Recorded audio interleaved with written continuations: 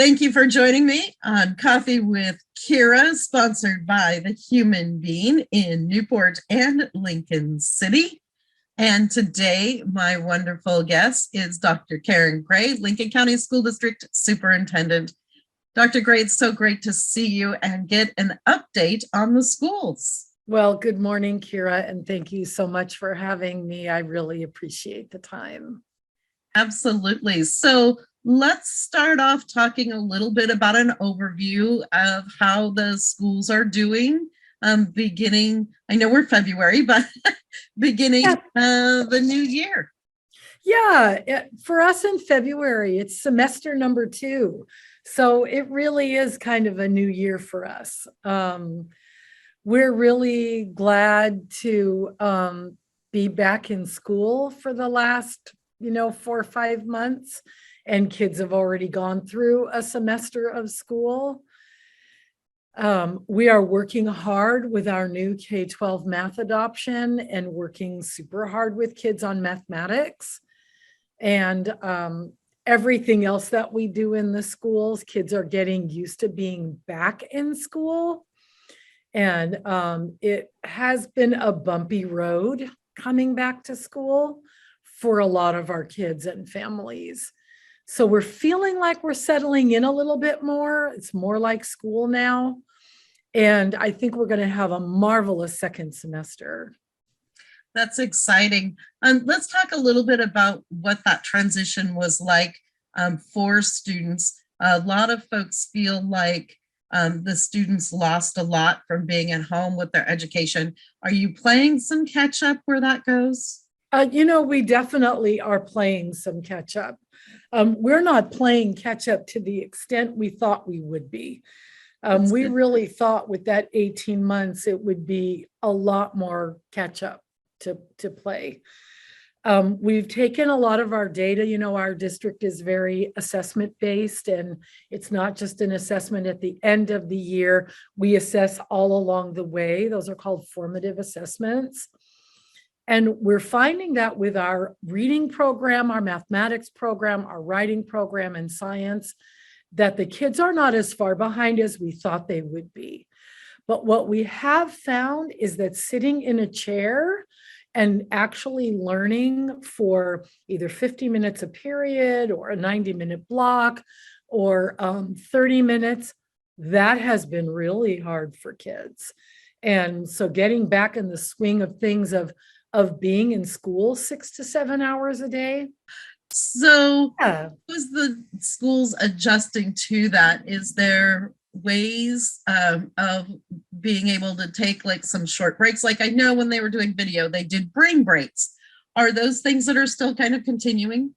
They are really continuing. All of the ways that we work with kids to keep them engaged. That's the thing, is all of the student engagement that we do. We just want kids to be engaged. And sometimes they need like a mask break, even from their mask. I'm not wearing a mask because I am in an enclosed office. And so I get to not be wearing a mask because there's nobody in my office except for me.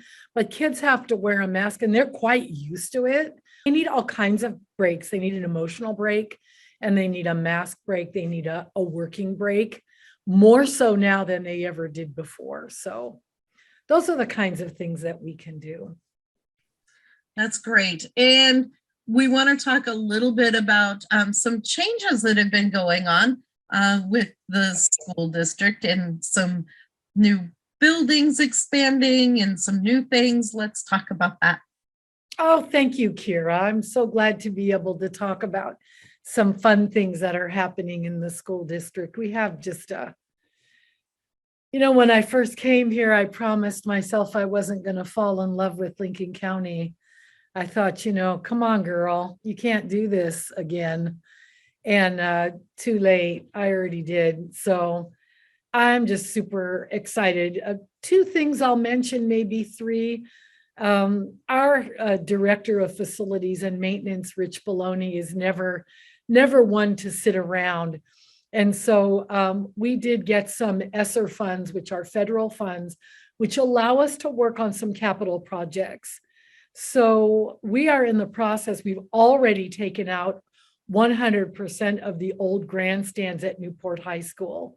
And Newport was on my radar because their grandstands were just not okay. And so we are in the process of building a foundation, and we are working with a company called Southern Bleacher. They're very well known throughout the United States. They work extensively with the Sherwood School District and other friends of ours.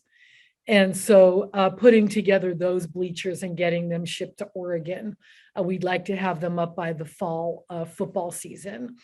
And then I looked yesterday with my assistant, Eddie Symington. We went over to Yaquina View and saw the beautiful new foundation of the Yaquina View Gymnasium. So that school is the only school we have with no gym. And so they're going to get a gym, which will also benefit the community. In fact, we had community input when we designed it. We've also added 1,200 square feet to the Early Childhood Center. That was paid for by Lynn Benton Lincoln ESD. Only Lincoln County School District did a lot of the work, as we always do.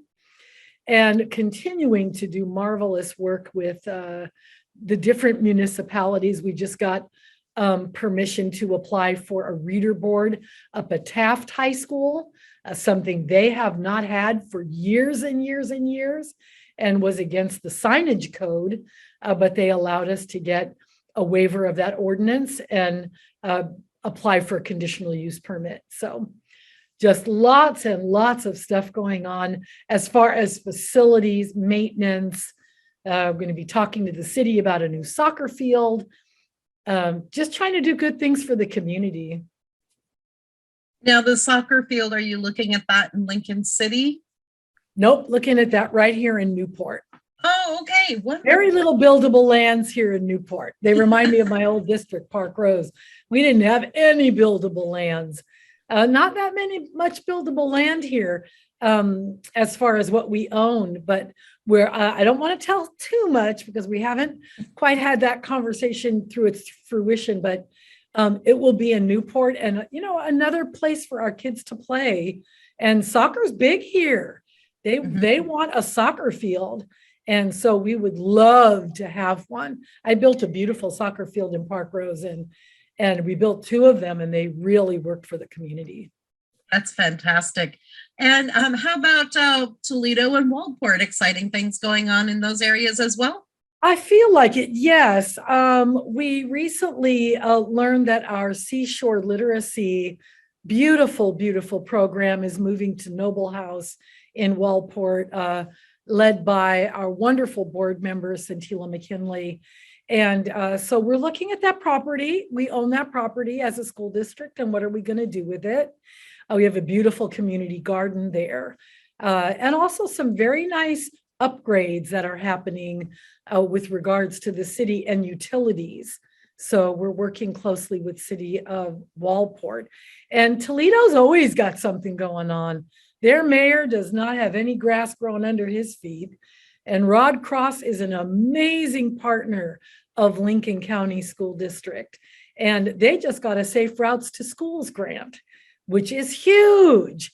And Principal Liz Postlethwaite is working on all of those street improvements for adding safety to the children at Toledo. They're also getting a reader board. Toledo High is getting its first reader board this summer as well. So lots going on.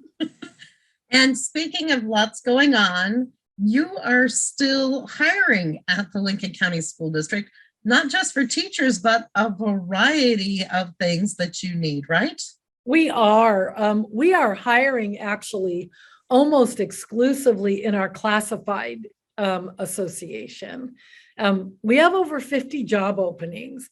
We want you to come to work for us. We have wonderful salary and benefits and full-time jobs and some part-time jobs. Mostly we need jobs where you're working with kids in the classroom. So if you are over 18 years of age and can pass a background check and fingerprinting, we would love to have you come and work with us in Lincoln County School District. we are in great need of people to work in classrooms. And if folks want some more information, you can just go to our hiring page on our website. There's also a podcast featuring with Miley Tolman, who is talking about some of those great positions.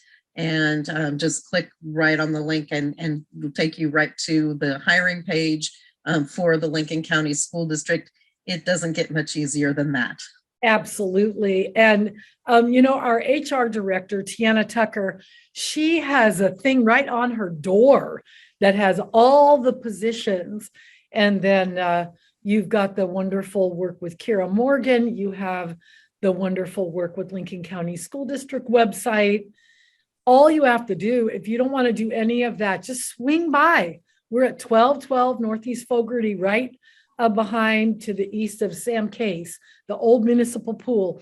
Come see us and we'll find a job for you. We also have bus driver jobs open and they are paying big time hourly rates and also bonuses for signing on, and our custodial and food services with Sodexo. So we have jobs galore if you want to work. And let's talk a little bit, because I know this is on people's minds. Sure. Mask mandates are in the process of going through some changes, but like everything that we have learned through the last couple of years when it comes to COVID, nothing is ever sure until it's sure.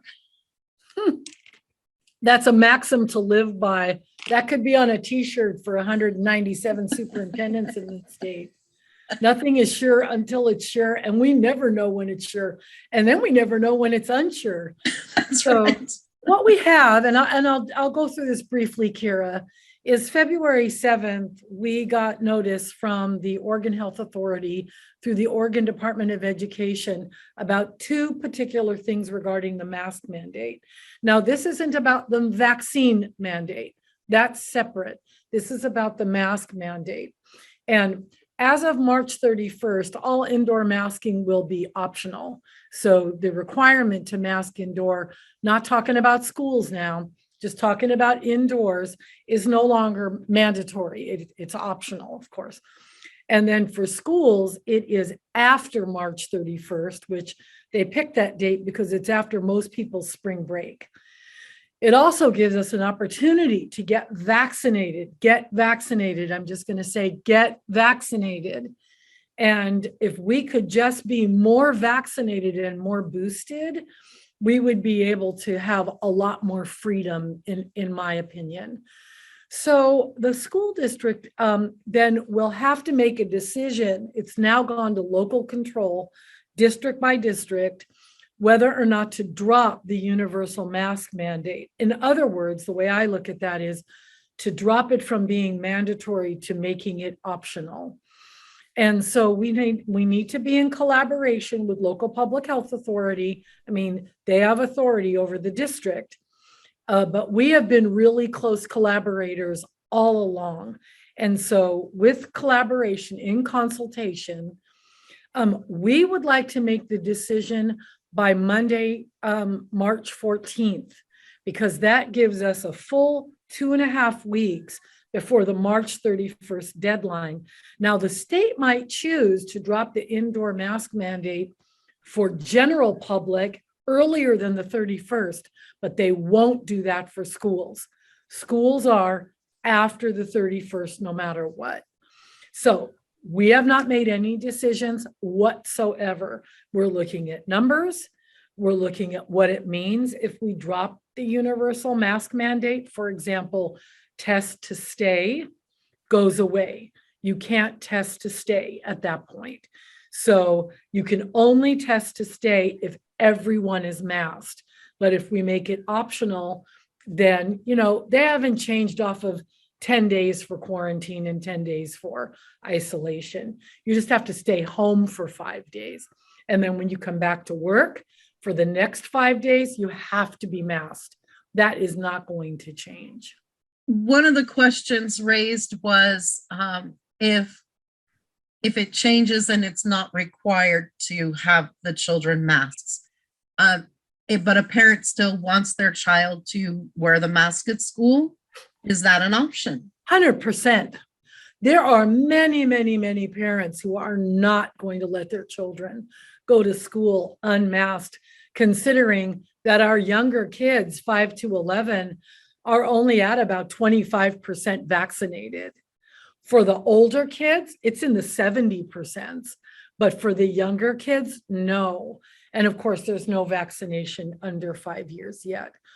So any parent that wants their child to come masked, any staff member that wants to be masked, there are times I know if this went to optional, I would still be masked.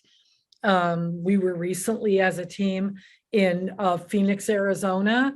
They don't require indoor masking, and all of our staff wore their masks. So everyone, and there's no mask shaming either way.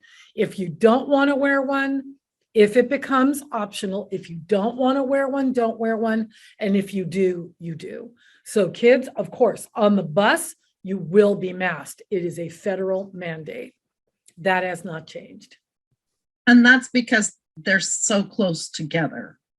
I don't even know why, but I'm assuming that that's correct. Because like if you fly on a plane, you have to wear a mask, and they're positively militant about it. Mhm. And I think that's the right thing to do because you're all smushed together.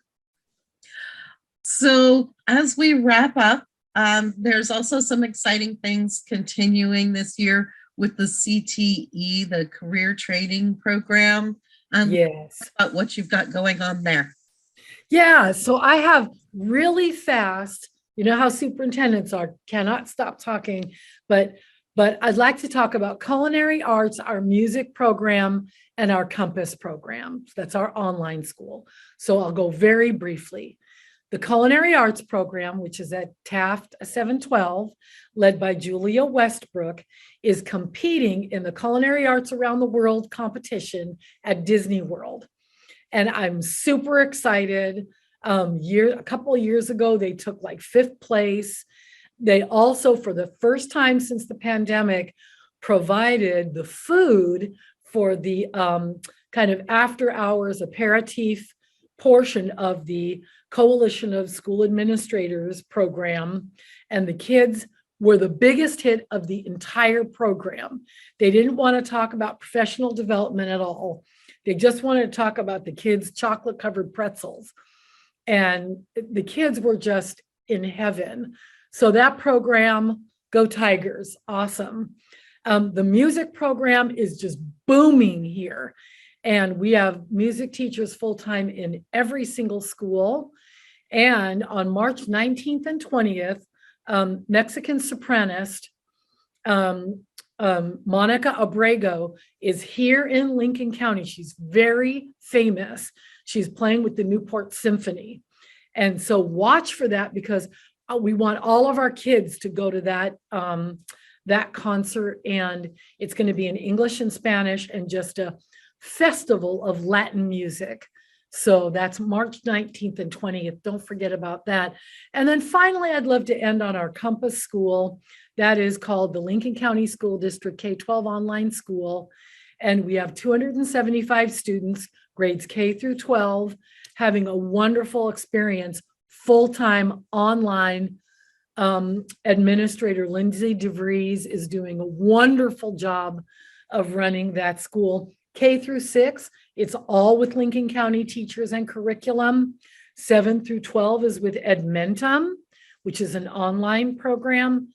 But next year, 7th and 8th grade is also going to be with Lincoln County School District teachers and curriculum. So just wanted to mention that. Not everybody knows we have an online school.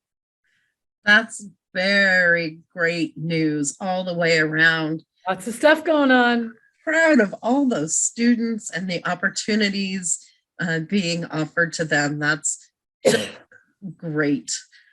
So, Dr. Gray, is there anything else that you'd like to add as we're wrapping up? The last thing I would want to add, and for some reason it's coming up, so I'm gonna say it. There is a particular bill in the legislature that's looking. It's House Bill 3126. I think I might get that wrong, but anywho, it's a bill to support the wildfire survivors in 4 of our different school districts, including Lincoln County School District. And so I hope that people will stay tuned as to what might happen with that, because, we lost over 300 homes just a year and a half ago, and a lot of kids were displaced. And this bill is in the legislature to try to help us to recover our losses with those students.